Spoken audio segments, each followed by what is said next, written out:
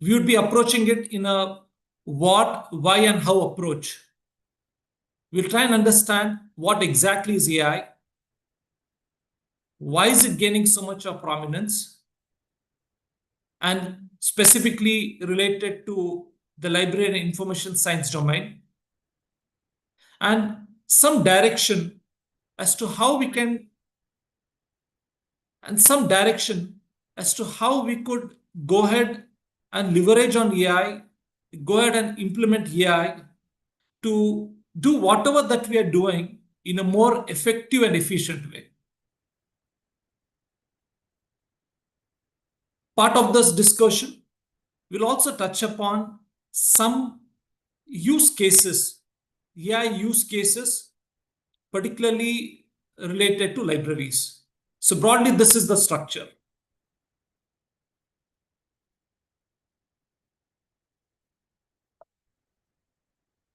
To just get the background and to set the context of our discussion, and to make this session more interactive, if it is possible, I would request you to scan this QR code from your mobile phones and see if you can get connected to an interactive app that I've just configured here for, as I told you, to start a conversation and, probably get your inputs as we go along in our discussion. Kindly try and see if you can get into that portal using this QR code. Alternatively, I'll also share the URL.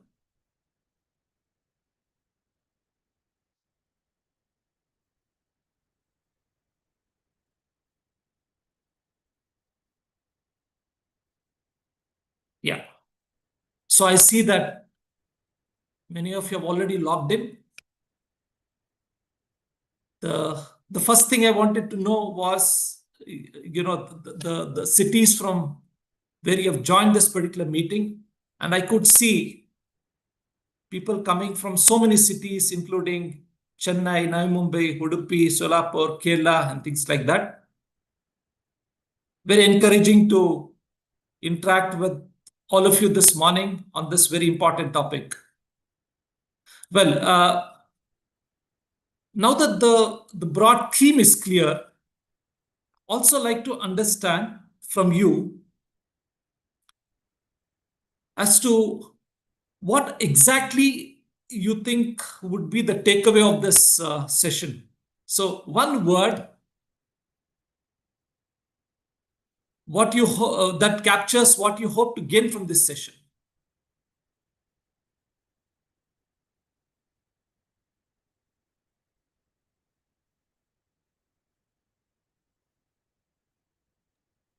QR code, please, sir. I'm sorry? QR code, can you? Oh, sure, I'll do that. Please, sir.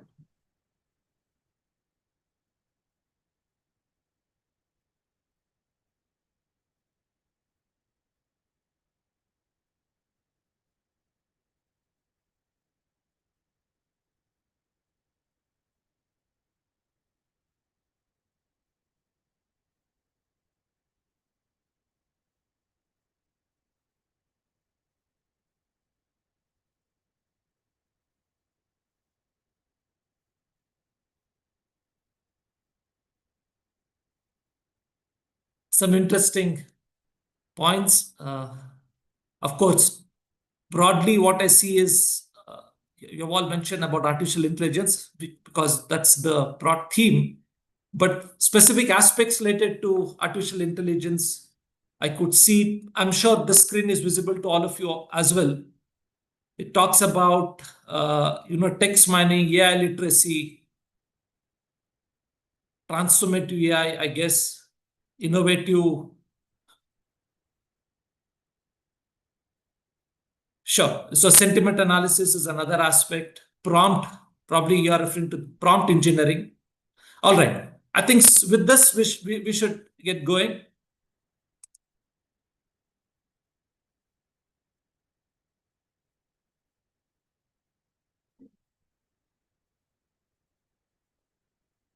I mean, what can be a better way to start a conversation uh, than talk about books, particularly knowing that the entire audience are people who are not only book lovers but advocate this love to others. So, just one more point I would like to know from you. Of course, not through that interactive app. You could also put in your points in the chat window because the theme is AI. These days, everything that we get, we see it with an element of suspicion, right? Whether it is something real or something which has been generated by AI. So the image that you see on the screen, what is your best guess? Do you think it is AI generated? Can you please put in your responses in the chat window?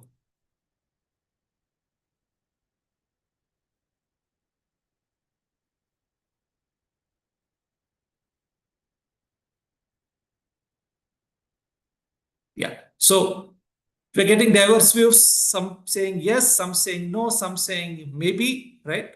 But anyway, for your information, this is a photograph of a real library in Paris.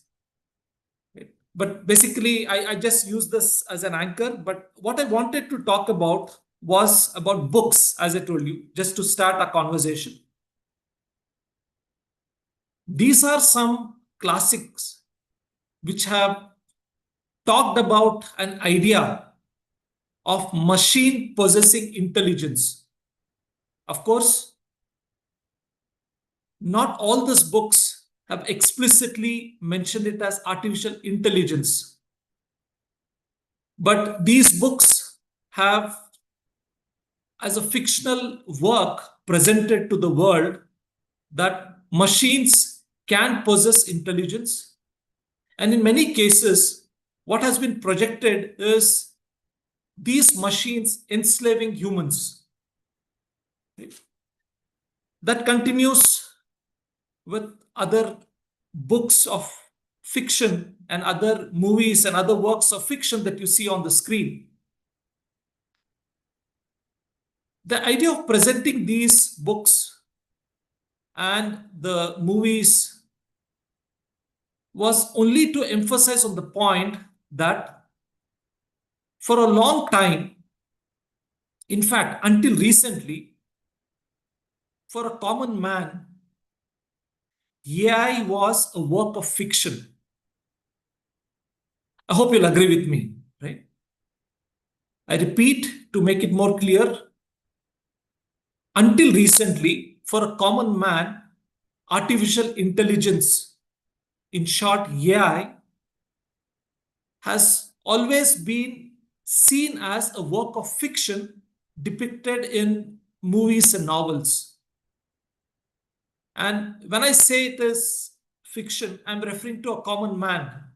I'm not talking about the scholarly community. Scholarly community has been researching, has been talking about AI for decades. Also, certain industries have been extensively using AI.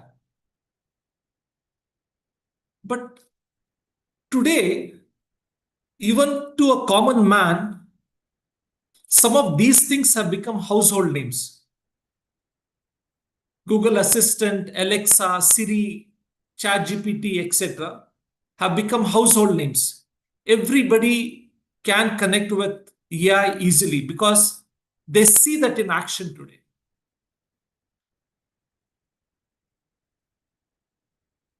So the developments that have taken place in this domain have been phenomenal, and particularly in the recent years.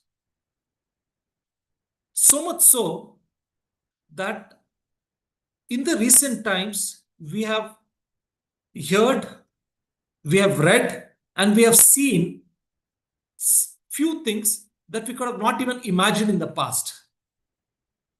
For instance, what you see on the screen is a robot.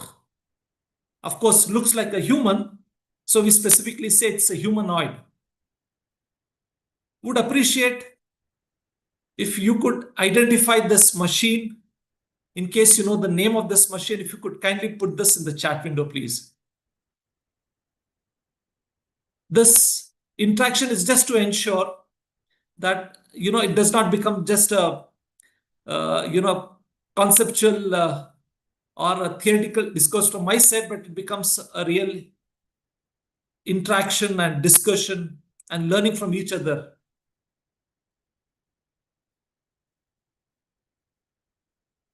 Yeah. So Srishal Rade has mentioned it as Sophia. You're absolutely right. It's Sophia. So I've already mentioned to you that it's a robot. It's a man-made machine. Looks like a human. To some extent, behaves like a human. Hence, it's called humanoid. But what is important to understand is this the first humanoid that we have seen in the world? And the answer is no. There have been attempts made in the past as well. But there is something very special about this humanoid. Any of you would like to guess what is so special about this humanoid?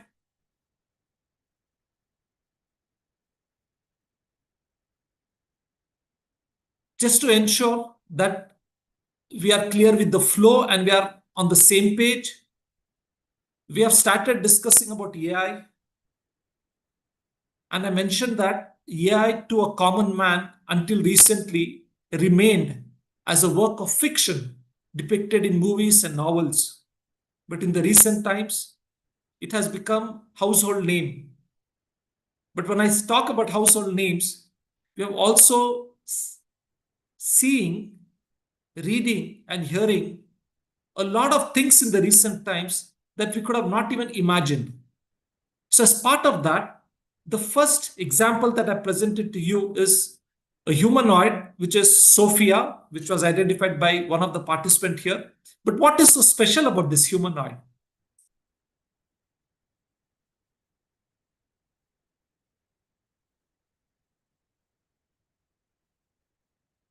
Yeah. Again, thank you for those inputs.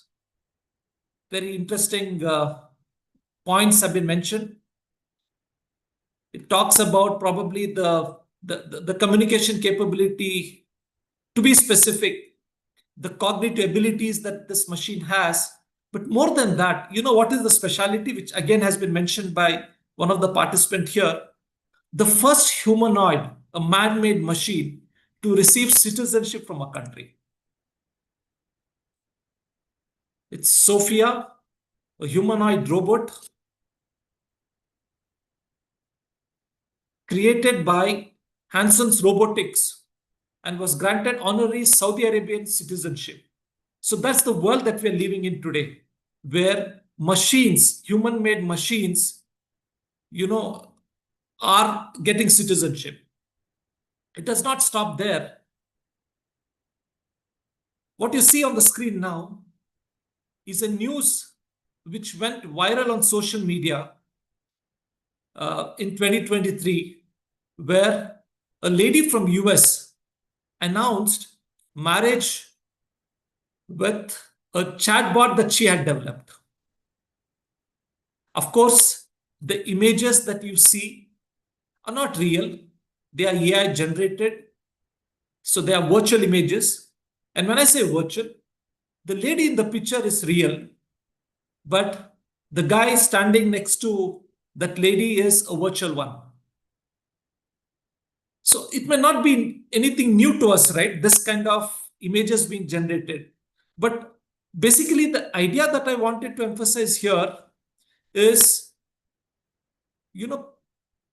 machines and man-made machines having that capabilities, having those qualities with which they are being compared with humans. As mentioned in this case, this lady who developed this chatbot, it was a conversational chatbot that she developed using one of the popular platforms called Repli. And after using it for some time, one fine morning, she shared on social media that she cannot think of getting a better life partner than this chatbot. She said that that chatbot was more understanding, was more sentimental, and she cannot find anybody else better than that machine as a life partner. Of course, the legality of this marriage, etc., is subjective. But the key point that I just wanted to again emphasize is this is the world that we are living in. This is the changing landscape of the world, changing landscape because of technologies like AI. Humans getting citizenship, humans becoming life partners. Well, these two examples that I mentioned now may sound, weird in some cases, may sound probably, more like a marketing gimmick, more like, I would say, just to garner some social media likes. But what is important to note is AI in the recent years have also been used for some serious activities. Organizations across the world are leveraging on AI for some very critical and intellectual activities. One such example is this: Hell Energy, which is a health drink manufacturing company, announced that one of the new product was completely developed by AI. And look at the narrative there: developed and tasted its own energy drink. Of course, when I say tasted, it's not like a human that it can really taste something. But what is being expressed here is that energy drink, the entire idea, the entire, I would say, the ingredients were decided by AI and they were tested and validated by AI. And, it was released in the market without human intervention, the entire product being conceptualized, validated by a machine.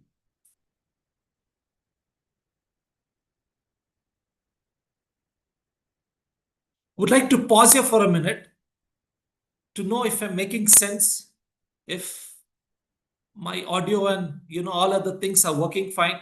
Can you let me know if there is any issue? No, sir, it is working on it. Okay, all right.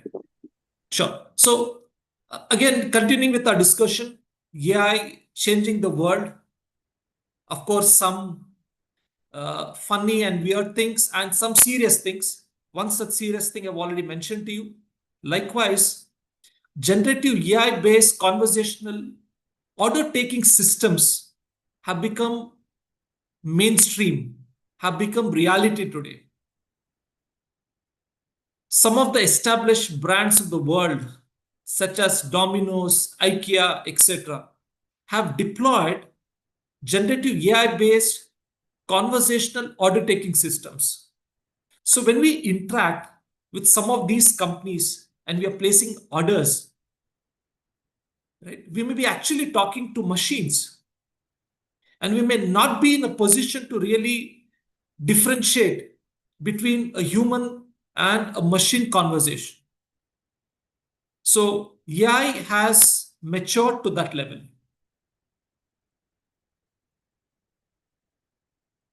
Again, coming back to the audience here, the rich experience that you all have related to books and libraries.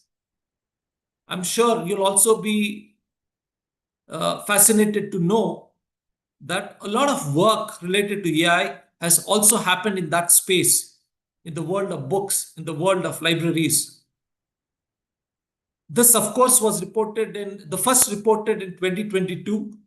Today, it might not sound very fascinating because a lot of other companies, a lot of other books have been released in the market completely authored by AI.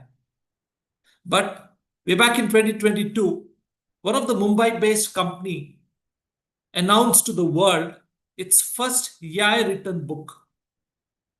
a company called Fluid AI announced on social media that a book completely written by AI was released, and the initial response to that was also great from the readers and the scholarly community. So that's the world of technology, that's the world of AI that we live in today. But the objective of this session was to, if not start from the beginning, understand what AI and things like that is, but it was to take stock of our understanding of AI, understand its current state of affairs, understand its, its evolution, and see what kind of capabilities, what kind of maturity it has achieved before getting into nuances related to how we can leverage on it in general, and leverage on it specifically for library and information science related activities.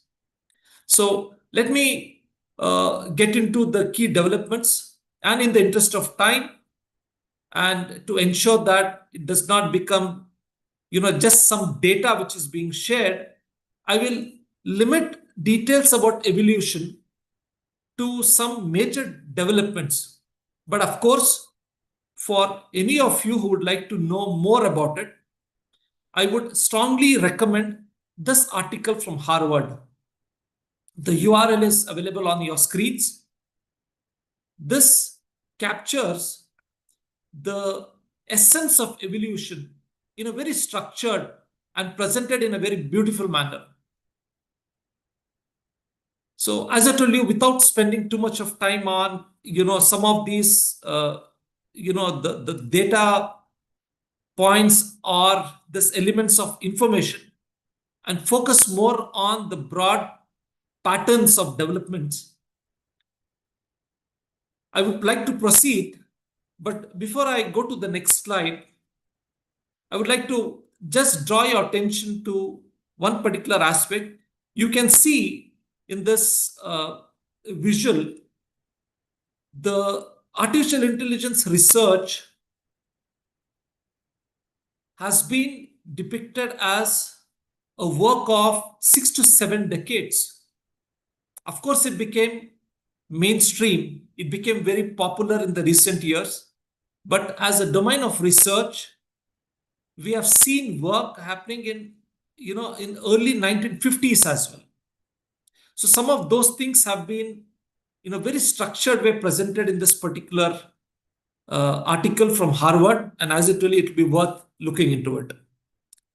As mentioned, I would like to focus on some very specific contributions which have shaped AI, which has made AI what it is today. One of the most early work was from Alan Turing in the form of Turing test. I guess many of you have read and heard about it. To quickly help you relate with what Turing test is, today, when we visit any website, it could even be some scholarly database, it could be some library website, we see CAPTCHA being used there. I repeat, we see CAPTCHA being used there. CAPTCHA, which is an image or a text displayed in a distorted manner. And we all know the objective of bringing in CAPTCHA there. CAPTCHA there is to differentiate between a human and a machine, to ensure that the website is accessible to humans efficiently, and not being and its resources not being occupied by machines and bots and AI. Most websites put up CAPTCHA to differentiate whether you're a human or a machine, and make it more, I would say, accessible to humans. That as an idea stemmed from Turing test. Turing test was an endeavor to differentiate between a human and a machine. As you can see in the experimental setup given on the screen, the human questioner is interacting with two other machines. One is indeed a machine, the other one a machine operated by a human. So the conversations between this human and a machine, if a human questioner is not able to differentiate between the responses coming out from a machine and a human, that machine was supposed to test the Turing test. So that was the broad idea.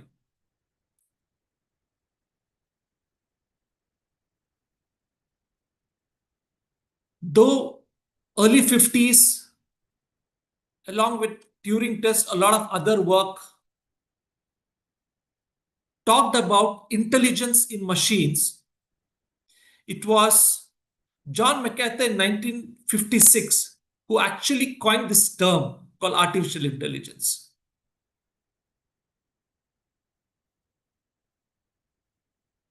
But in the light of scholarly literature, and specifically the Harvard article that I mentioned to you, when we look at the developments, the first few decades, AI was focused on basically problem solving and symbolic methods. Specific use cases like computer games, computers learning checker strategies, solving some mathematical problems in algebra, they became the early proof of concepts. And it's because of this that some of the early commercial products available in the market were working towards that. They were basically, working related to gaming, related to some mathematical computation. To give you specific examples, Deep Blue was a machine which was trained to play a chess game, and over a period of time it became an expert, right? It became an expert and could defeat world champion Gary Kasparov. So that caught the attention of the world about AI's capability, the intelligence of machines that came into limelight, and across the world, academic community, research community, and industries, they all started exploring AI, probably to solve their own problems. Another important development in that space, again, a product from IBM, was IBM Watson. While this was being experimented in IBM labs for a long time, it became popular and it became, as I told you, mainstream when it participated in a famous game show in US, Jeopardy. The Jeopardy game show uses a different format. In the interest of people who may not be familiar with the format of the game is, different from the usual quiz shows that we get to see. The quiz master would not ask questions and the participants are not supposed to give answers. It used to be the other way around. The quiz master will put up some data. It could be some image, it could be some data, and respondents are expected to relate this with the question. For example, if they see an image, the response would be, is he CEO of Microsoft? That kind of format. And in one of the seasons, they had participants who were the earlier champions of the earlier seasons. IBM Watson participated in it and ultimately won that particular game show. So that was the power of AI. So these were some of the early developments. And as I told you, in the interest of time, I'll not get into the other finer developments. And I've been repeatedly telling you, in case any of you are interested to know the other finer developments, that Harvard article would be a very good source. Now, coming to recent developments, you all know ChatGPT, in true sense, was the tipping point. And you know what I'm referring to as tipping point. It's, in words of Malcolm Gladwell, it is the magic moment when an idea, trend, or a social behavior crosses a threshold, tips, and spreads like a wildfire. And that's precisely what happened with ChatGPT. Right? And when I say it was like a wildfire, you can see it is being supported by this data. What took Netflix 3.5 years to reach 1 million users, and what took Facebook 10 months to reach 1 million users, it took only 5 days for ChatGPT to garner that kind of response from the world. In just 5 days of its launch, there were 1 million users of ChatGPT. And rest is history, as you all know, and I'm sure you'll agree with me. Everybody is not only familiar with ChatGPT, they are trying to leverage on the popularity of ChatGPT. I mean, on a lighter note, this was reported in one of the news channel.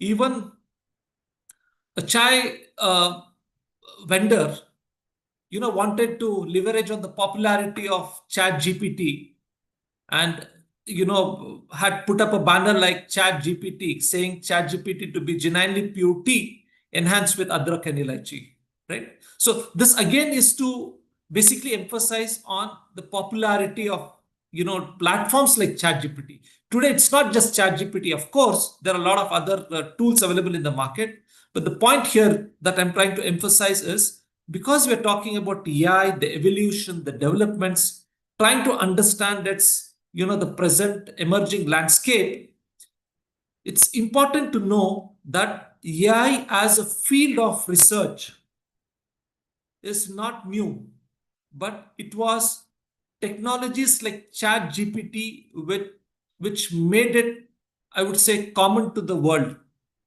It is a tool like ChatGPT which made every common man relate with something known as AI. So much so that a lot of people, even today, use ChatGPT synonymous to AI. That's the kind of popularity that ChatGPT has. Great. Well, all this are some figures and facts. But coming back to the original objective of this session, it is to understand AI, understand its developments. So, do we really know what AI is? Is the question, right? What exactly do we know about AI, and what we need to know is what we'll try and look into now. So, again, to continue our conversation, I would appreciate if you can please go back to that platform for you to respond.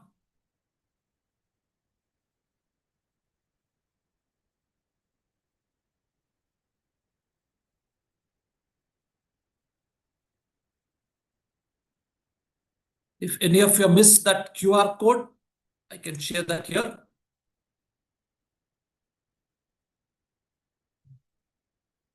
Okay.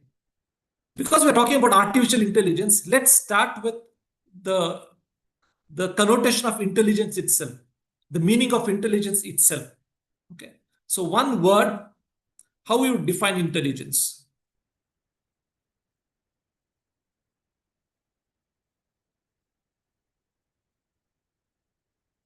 Participants are saying it is referring to knowledge, ability to think and act, being innovative, again, ability to think, What, according to you, is intelligence? Before we embark on understanding artificial intelligence, what exactly is intelligence?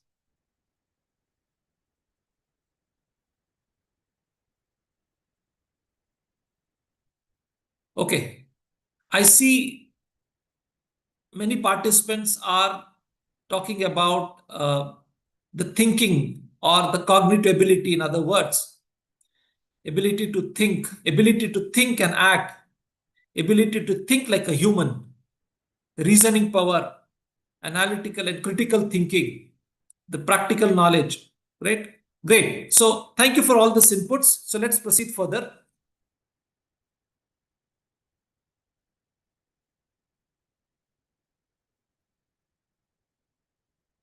Again, in the light of scholarly literature, human intelligence has been referred as, an ability to adapt to the environment using combination of several cognitive processes like thinking, knowing, remembering, judging, and problem solving. So broadly about thinking, knowing, remembering, judging, problem solving, with which you can adapt to the environment. This is the essence of the definitions available related to human intelligence.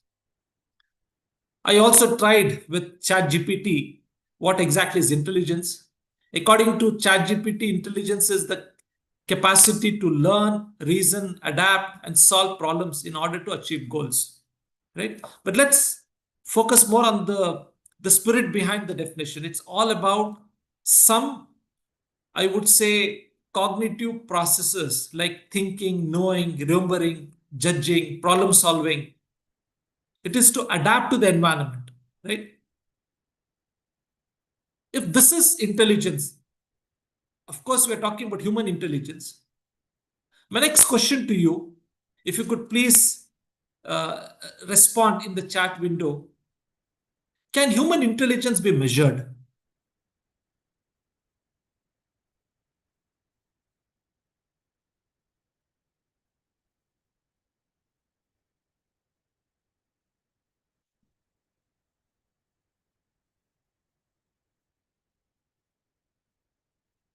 Yeah. So you're saying yes, it can be measured, and I'm sure we all understand that there are different ways of measuring it. There are different metrics. One such measurement is IQ, right? I have a reason to talk about human intelligence because when we say artificial intelligence, essentially we are saying it is to mimic human intelligence. So, what exactly is intelligence? And when we talk about humans possessing that capability, is there a way of measuring it as what we are trying to understand? While there are many methods, one such metric, one such measure happens to be IQ, right? And I guess you all understand why I'm now presenting a quote from Stephen Hawking's. Because you're talking about intelligence, you would have seen in the previous slide that the average human intelligence is between 85 to 115, and anything above 160 is considered to be genius. And this is one such genius that our world has seen and has been benefited by his intelligence, Stephen Hawking. According to him, by the way, his intelligence, I'm sure you all know, was 160. That's why he was considered to be genius. According to him, intelligence is ability to adapt to change. And I found this to be a very simple way of understanding intelligence, both in humans and machines. Intelligence is something which will help a machine or a human to adapt, to change. If it cannot adapt, it cannot change, it is not intelligent. That's the spirit of this definition. But now coming to our original context, we're not really talking about intelligence in humans, right? We all know as humans, we are intelligent. We are all born intelligent. Of course, the degree of intelligence may be different, which is measured with, parameters like IQ. But we are now talking about intelligence in man-made machines.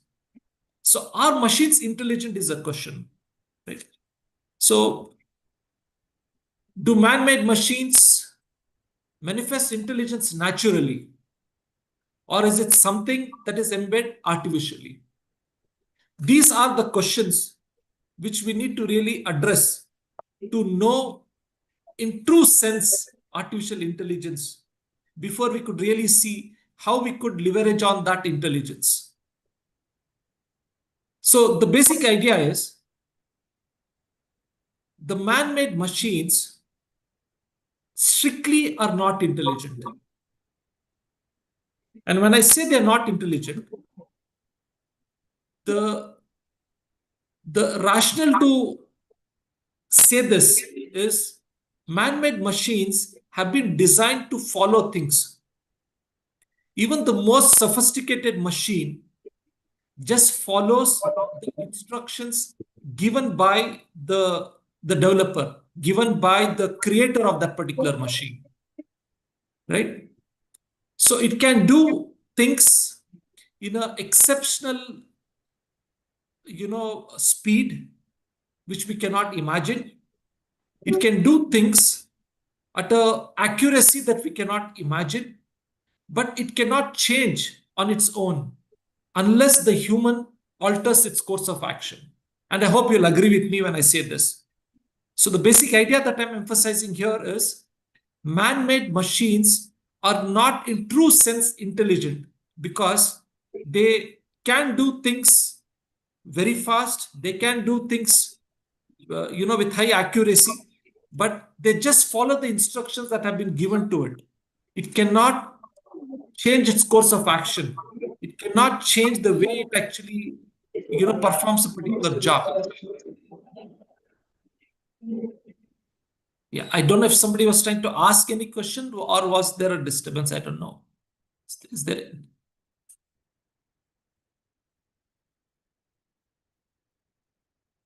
All right. So You if, can continue. sorry, sir. You can continue. Sure, sir. So I think this idea is important, and I've been repeatedly telling you that human-made machines are not intelligent for the reason that they cannot adapt. Going by the definition that we just saw in the previous slide, they cannot adapt, they cannot change, they cannot, change its course of action. And when machines possess this capability, then it is intelligent.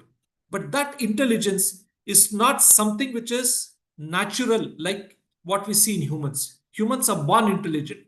Machines by design are not intelligent. So this intelligence is embedded artificially into it, is brought into it artificially. Hence the word artificial intelligence.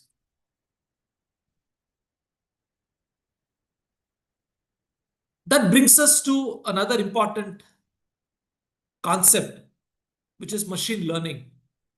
If artificial intelligence is not something which is natural, how do machines learn and from whom do they learn? That's what is referred as machine learning. Again, several definitions from NVIDIA, McKinsey, and Stanford, of course, available on the screen. But I would like to again get the essence of the definition. Let me go to the Stanford's definition. Stanford suggests that machine learning is science of getting computers to act without being explicitly programmed. So the idea here is machines, have certain instructions given by the human. They have been programmed and they just follow that diligently. They follow that efficiently. But if it can do things without being explicitly told to do so, without being explicitly programmed, such an activity is machine learning. Machines start learning on its own. And how does it learn? And what is the source for its learning? It is again data. Let me present a simple example for us to understand this idea. When you talk about, say, a spam filter in emails, I repeat, a spam filter. Spam, I'm referring to unsolicited emails. If you talk about developing that as a system, as a machine, as a software, it is developed by somebody like me and you. So they would have put in clear instructions as to how it should classify email as spam and not a spam. So is that intelligent? Going by the definition that we saw? No, it is not intelligent. Why is it not intelligent? Unless it starts learning from the user's behavior, unless it starts enhancing its mechanism to classify spam, it's not intelligent. So the initial program would have given specific parameters based on which it is classifying it as spam. Probably, email being sent in a bulk mode, being sent to, a lot of people. That may be one parameter. The content of the email itself, probably certain words indicating that it's a spam. That may be the original program. But there may be a situation where probably one of your colleagues tells you that he has sent an email. You don't find that in your inbox and realize that it has landed in spam. It's not indeed spam. Accidentally, because of some parameters which have already been given to the system, it would have classified that as spam, which is fine. But after this instance, if you go and say that, okay, this is not spam, I need to move this to inbox, right? Does it learn from that behavior? Does it understand from the environment on what additional parameters should it decide that it's a spam or not? Such a system is, intelligent system. Such a system is a smart system. And a smart system or intelligent system is the one which continuously learns from its environment, which continuously learns from its data. Okay, so that process is machine learning. So again, to put in some perspectives to make things clear, particularly for people who may be relatively new to this domain, we talked about AI, now we are talking about ML. Are they one and the same? No. Is one a subset of the other one? Yes. Machine learning is subset of AI. I repeat, machine learning is subset of AI. But what is the other way of looking at it? What may be a more easy and better way of understanding AI and ML? AI is a capability. I repeat, AI is a capability that we want in machines, right? Which can adapt.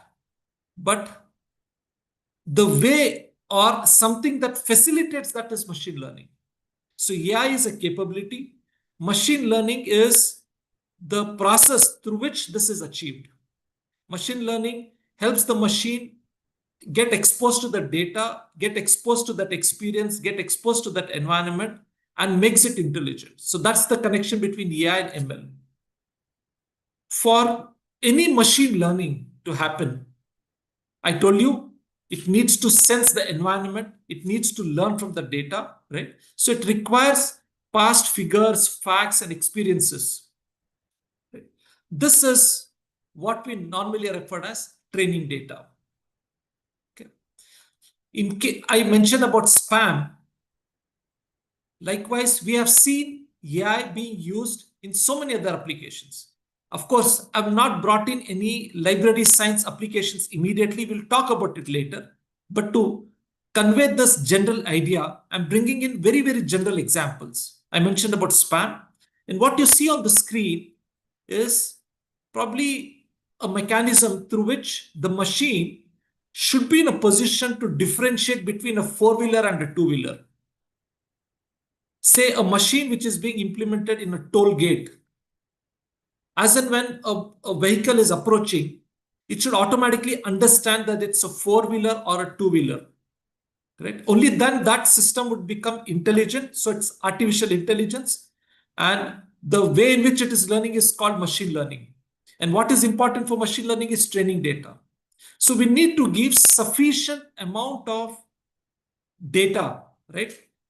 In this case, sufficient amount of images related to cars or four-wheelers, and a large number of images related to bikes or two-wheelers, for the machine to really understand the difference between four-wheelers and two-wheelers. It should be in a position to derive features. It should be in a position to understand on what basis I should look at an object and decide whether it's a four-wheeler or two-wheeler. That is nothing but training data.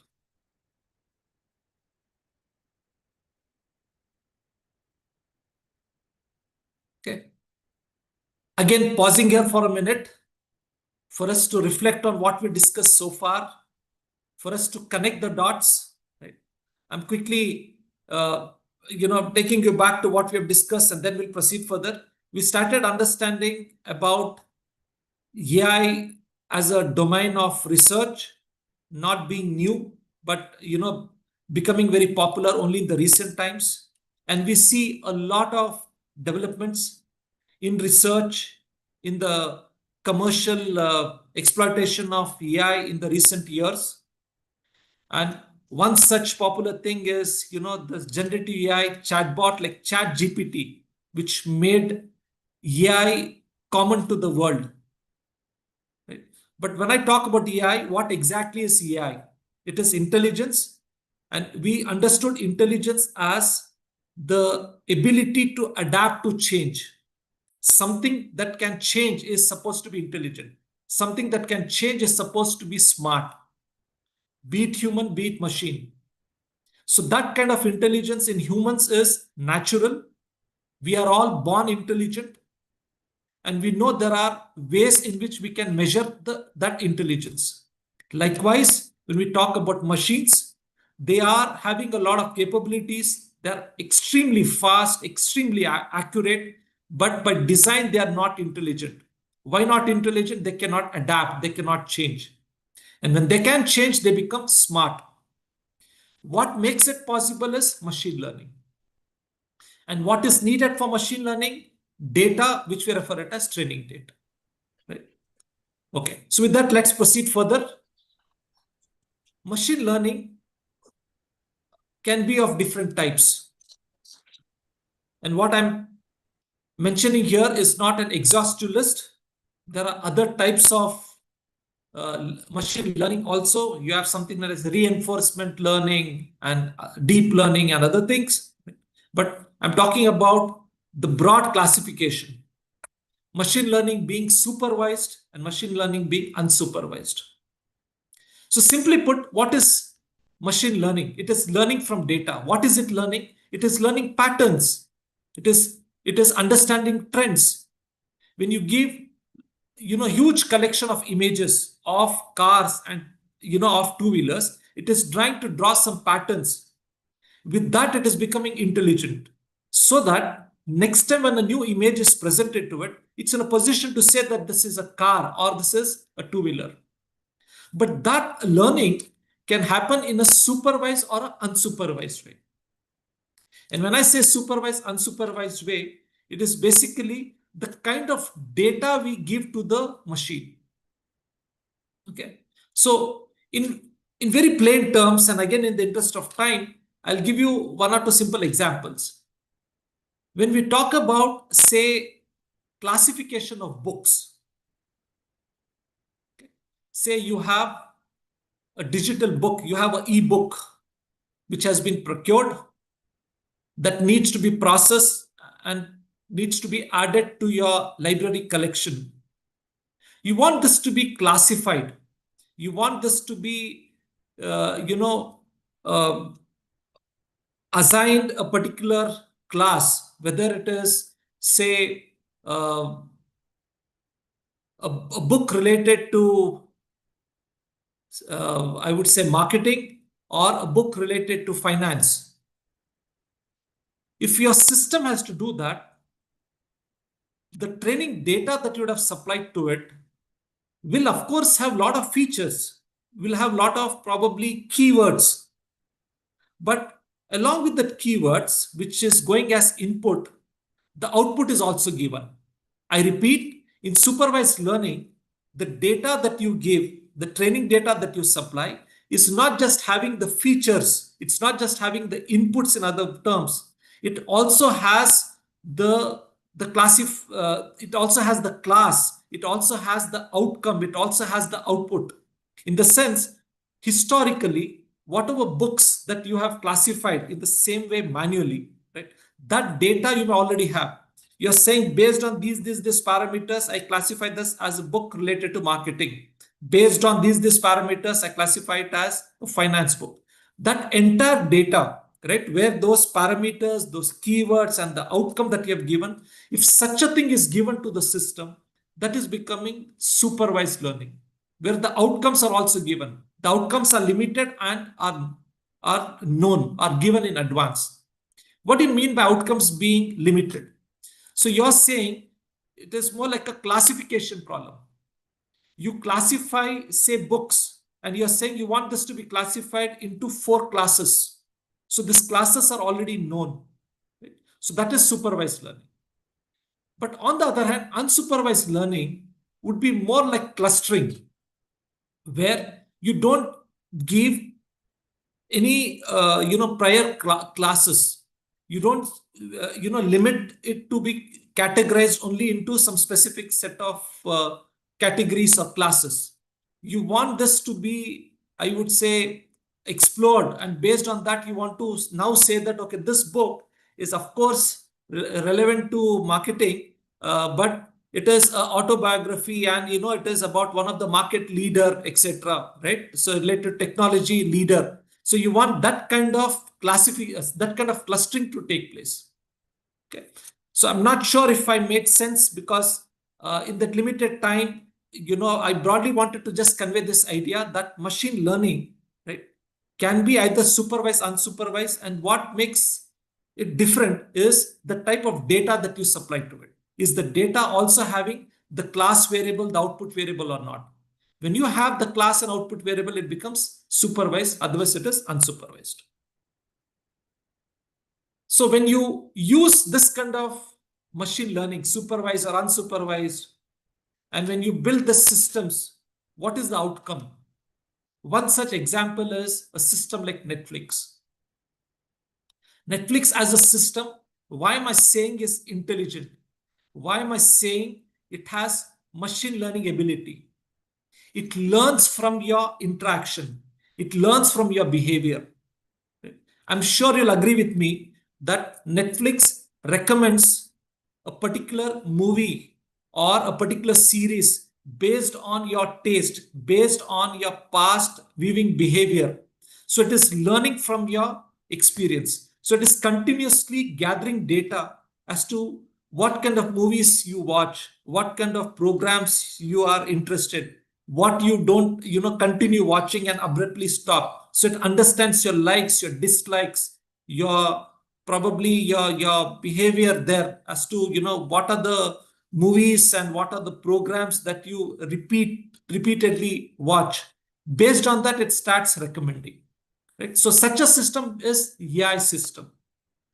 The idea of Netflix was brought in here to relate this to some of the other use cases that we're going to see in the later part of our session, where probably on a library website, on a library system, one of the ways through which you can engage with your library users is understanding, engage, and probably ensure that they are regularly coming back to you, is only when you are able to understand their needs, understand their wants, understand their patterns.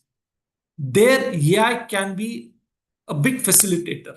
AI can understand what kind of words, what kind of books, what kind of, I would say, aspects, are being captured on the system. And based on that, it can help you recommend actually things.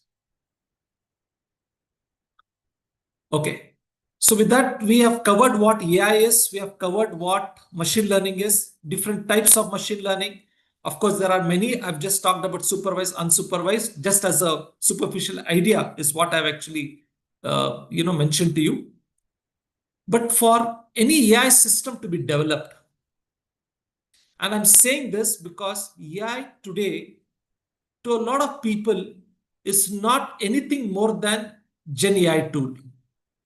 They all think AI is only about using Gen AI tools. But I'm sure with your experience, with your research, you'll agree with me. AI is not just Gen AI. Gen AI, of course, is powerful. Gen AI is one aspect of AI.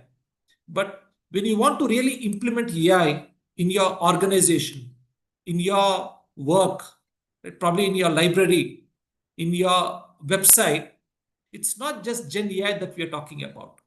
It can take many other forms. So to understand that, what is important to note is the critical components of AI. For any AI system to be built, for any system, AI system to be deployed, there are three elements. The first one is the data. The second one is the algorithm.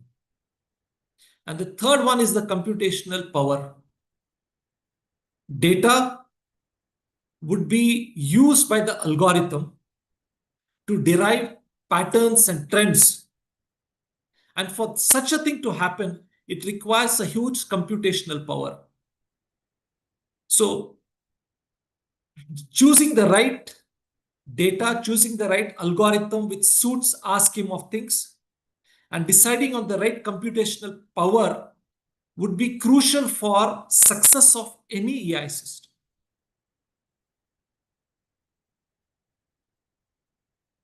So when we want to implement anything related to AI, I've already told you that it is the data, the algorithm that we need to decide, and also the computation power.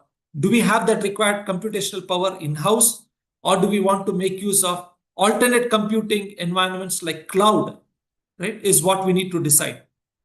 But after that, what exactly are we trying to do with AI? Right? So one of the other important foundational aspect of AI is understanding the different degree of intelligence. AI systems that we see today, right? Majority of them, we refer them as artificial general intelligence systems. I repeat, we refer them as artificial general intelligence systems. So in that context, it's important to understand what exactly is weak and what is super and what is general AI. There are different levels of intelligence is what I would say. Okay. So the first one, weak, also referred as narrow intelligence. And this is the most common of the three types. As mentioned on the slide, the term narrow intelligence stems from the fact that this kind of intelligent systems are explicitly created for a specific task. It's intelligent, but it is narrow intelligent in the sense it is trained to do one thing intelligently. It cannot do a lot of things. It could be probably an intelligent opaque system that you bring. Okay. An intelligent discovery layer that you bring into your library system. Okay. Or it could be, as I told you, a translator, intelligent translator, intelligent transcribing machine. So it can do that intelligently, but we can't expect it to possess general intelligence that me and you as humans have. So that's why it's called weak or narrow intelligence. So the notion of weak AI is not to replace human intelligence, but to simulate human behavior of doing a specific task well when trained well. You train it well, it will do things well. Therefore, narrow AI at best can be referred as intelligent specialist. It can just do that one task, excellently. It can do that one job, I would say, with high accuracy and with extremely high speed. It cannot, do anything other than that. And what brings this limitation on machines is another notion called, the transfer of learning. For example, you build a machine to drive a two-wheeler. It's an intelligent machine. Okay, so it's a driverless, say, a two-wheeler. So that algorithm, that internal machine which is powering it, can I straight away embed this in a four-wheeler and make it work? The answer is no. The environmental dynamics, the nuances of this operations of a two-wheeler and a four-wheeler are significantly different. So that learning cannot be transferred automatically. Right? So it is just trained to become a two-wheeler. It cannot become a four-wheeler. This is nothing but narrow or weak intelligence. Strong AI or artificial general intelligence is expected to exhibit human level intelligence, which is general. We do so many things. We can cook food, we can drive, we can write articles, right? We can do so many things. Unlike a narrow machine, we can do a lot of things. If such an intelligence is brought on machines, it is called as artificial general intelligence. So it can understand, think, act the same way a human might in any given situation. This includes tasks such as vision, language processing, cognitive tasks such as processing, contextual understanding, and more generalized approach to thinking as a whole. When I say contextual understanding, when you ask a machine to say something about Apple, if it is able to understand it contextually, that you are referring to Apple as a fruit or Apple as a company, right? Such a capability is what we expect from artificial general intelligence. Okay. While narrow AI is created as a means to execute specific tasks, general AI can be broad and adaptable. So that's the key difference. Talking about the third one, I hope I'm clear. We are talking about different types of intelligence, weak, general, and now we are talking about super AI. Super artificial intelligence is a term used to denote AI that exceeds human intelligence and ability. In fact, that's a far-fetched theory, right? So it is not something that we have already seen or can expect to see in the near future. But again, business leaders and scholars have only one thing to say. Someday when this happens, right, that system may enslave humans. Something that we have already seen in fictional movies and novels. Machine exceeding in its power and enslaving humans, right? That is what is going to happen, is what is being actually projected. But as I told you, so far there has been no evidence of super AI intelligence which exceeds actually human this thing. So these are the three types of intelligence. Now, what is that we have seen? We know what AI is. We know what machine learning is, right? We know machine learning can be approached in different ways. It is supervised, unsupervised. That would be based on the kind of data we have, the kind of data we can give to the machines, right? And then we make machines intelligent. And when we make these machines intelligent, that intelligence can either be a narrow or a weak intelligence, a general intelligence, or it can be a super intelligence, right? So with this background, now when you look at the landscape, the emerging landscape of AI, right? What is that we see today? Of course, the most prominent one happens to be Gen AI tools. We are talking about, Chat GPT, we are talking about Claude, we are talking about, similar tools.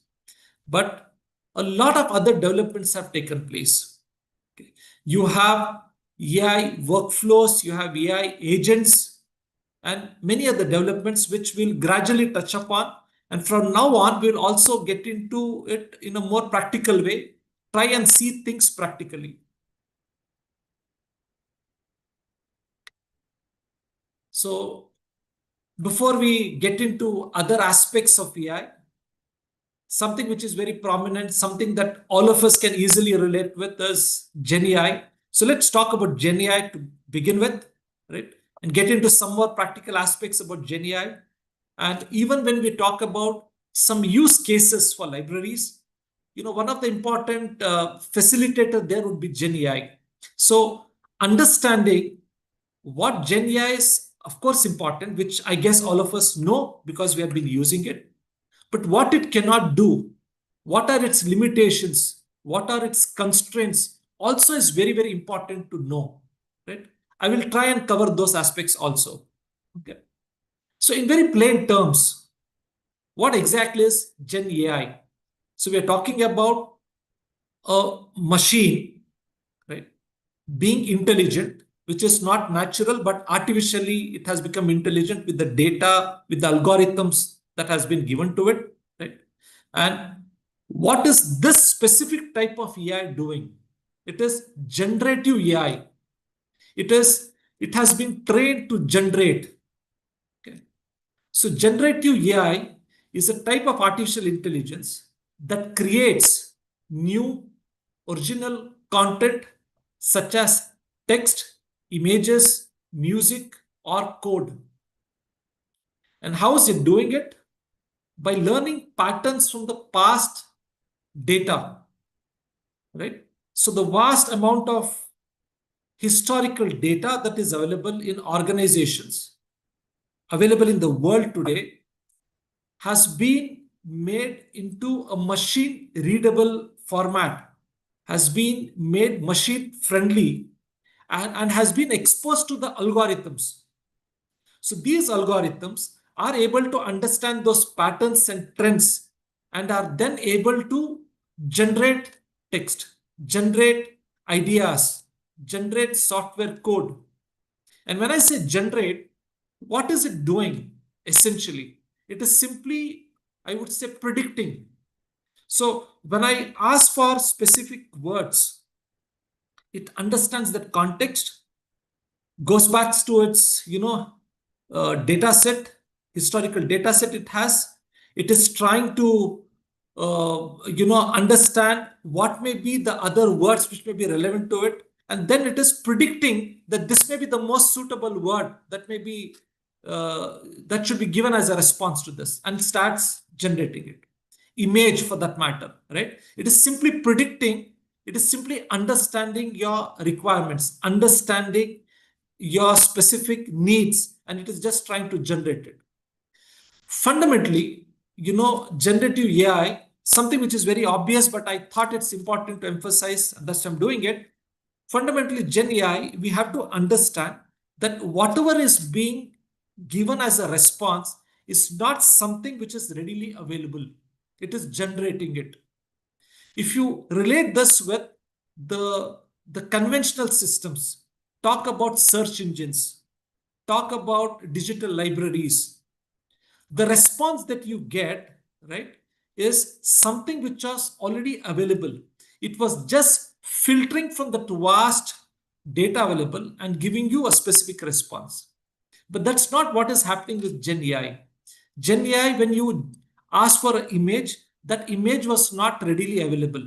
It was generated on the fly based on whatever requirements that you gave. And so it is simply predicting, it is simply trying to understand your requirements. And then, coming up with that image, code, or text, etc. So this is Gen AI. And when we talk about Gen AI, Excuse me, sir. Yes, ma'am. This is MMTTC Mysore. Sir, this is Yes, break time, sir. Okay. All right. So I was told it was 11:30. That's we'll do that. 11:40. Again, join 11:45, sir. Sure, we'll do that, ma'am. We will join 11:45, sir. Participants, please join 11:40. Thank you, sir. Okay. Thank you, sir.